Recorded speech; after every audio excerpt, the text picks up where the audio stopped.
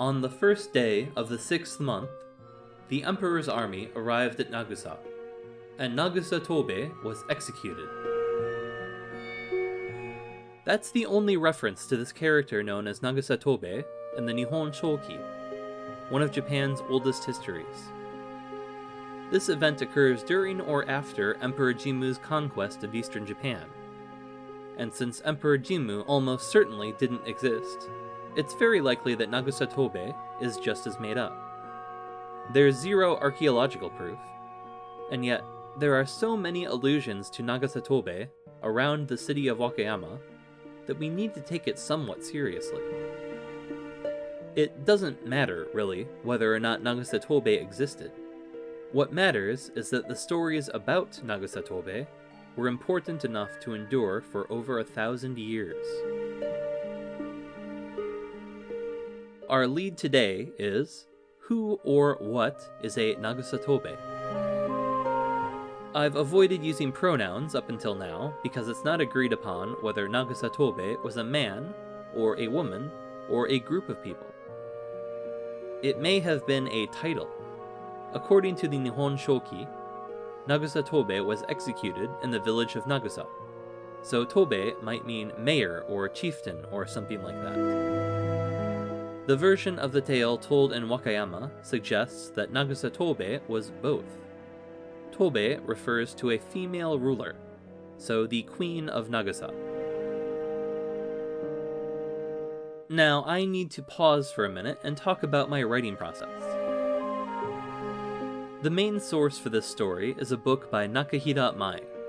She interviewed several people about Wakayama folklore, including an elderly man by the name of Onoda Hiro, who is most famous for being the last Japanese holdout from World War II. He surrendered in the Philippines almost 30 years after the end of the war. Imagine how delighted Onoda must have been to get a phone call from a writer who wanted to know about anything besides what month-old boiled beef tastes like.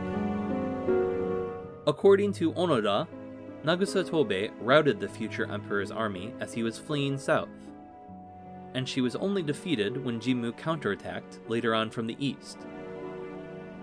He also stresses defeated rather than executed. Nagusa Tobe died in battle, he says.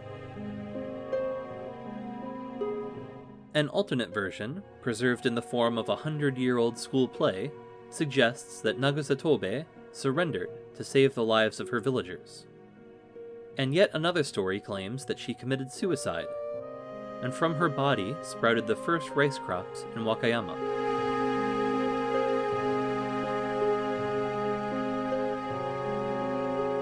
Nagusa Tobe was such a fearsome opponent that Emperor Jimmu had her body divided into 3 parts, and buried at different sites around the area.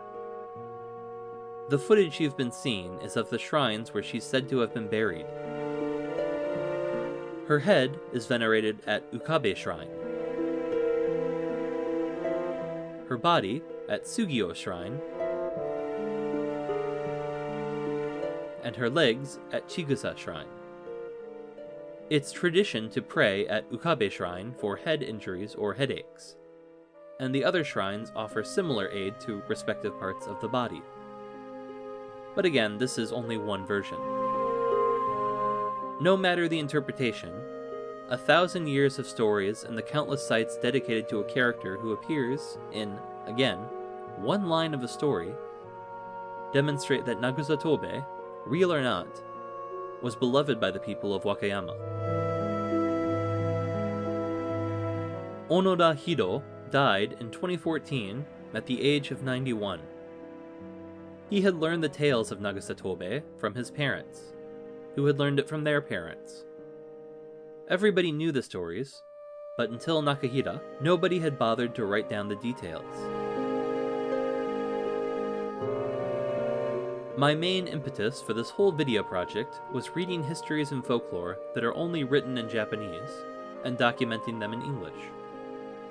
There are a lot of stories in print and on the internet, but I've frequently had to ask museum curators or librarians, or occasionally random people on the street, if they can confirm details about some fable or other. Oral tradition is a powerful way of preserving stories, but in a world where most things are written down, it's also tremendously vulnerable.